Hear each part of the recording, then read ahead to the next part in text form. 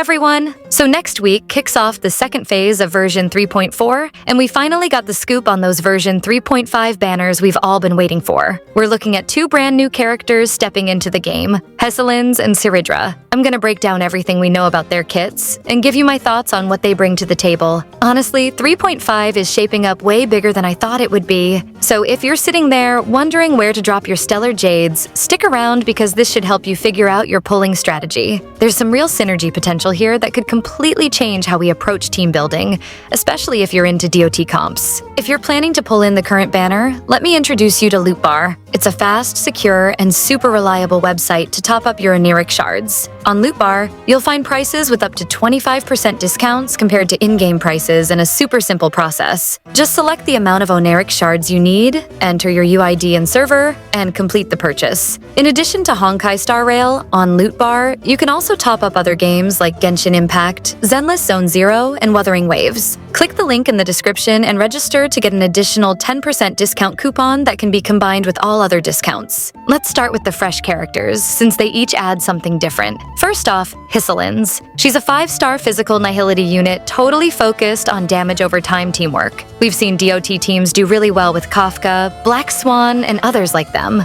but Hysilens pushes it further ahead. Her kit got an update in the latest beta, so this is the newest info, not something from months ago. Her ultimate now costs just 110 energy instead of 130, and it sets off all active dots at 150% of their value. That used to be only for Eidolons, but now it's part of her regular abilities. She makes a field with her ult that cuts down enemy ATK and def, adds physical dot each turn, and gives back a skill point too. Mix in her talent, which randomly applies bleed, burn, shock, or wind shear, and she covers enemies in all kinds of effects. It's great for Kafka players. She sets up the full detonation process, and Kafka handles the rest. To me, she's someone you really want if you're into Nihility teams. She's not only support, she's what keeps the whole thing going strong. Next is Cerydra, a 5-star wind harmony character all about improving speed, energy recovery, and breaking through resistances. Her main thing is this military merit system. She passes it to an ally using her skill. Once she gathers enough stacks, she switches to nobility mode,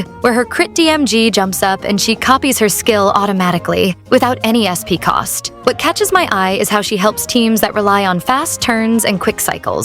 Her Eidolons build on that. For example, E1 adds Defense Ignore, and E6 brings all-type resistance penetration plus extra wind attacks. That makes her a strong match for characters like Phaenon or even Anaxa, depending on your setup. And different from many Harmony units, Cerydra doesn't just sit back with buffs. She deals real damage on her own. Now on to the reruns. We're talking Kafka and Silver Wolf here. Kafka popping back up right next to Hysilens? Yeah, that just clicks so well. They've got some top-notch synergy when it comes to DoT teams, but let's start with Silver Wolf. Her ultimate hits every enemy now instead of one, and it applies def reduction to all of them. Her skill picks the weakness type based on your lead character automatically instead of random choices. That makes her a lot more dependable right away. Plus, she regens energy at the beginning of battles and each turn, so you can use her ult more often. Her talent adds def reduction every turn, and her new traces give ATK bonuses from effect hit rate up to 50%. These changes aren't small. They turn her from a specific quantum helper into a reliable AoE debuffer and energy support,